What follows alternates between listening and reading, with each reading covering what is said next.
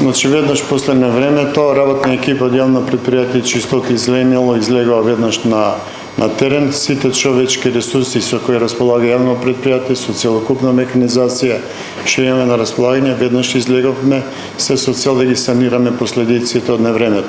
Можеме да кажеме дека имаме пријавено повеќе од 100 паднати дрвја, дел приватни дворови, дел на јавно прометни површини, дел по наши паркови, зелени површини. Приоритетни се улиците што беа блокирани во првиот момент заедно со противпожарна бригада, да ги ослободиме тие да бидат безбедни за сообраќај, тротоарите кај се движат пешаците, тоа не беше првиот приоритет.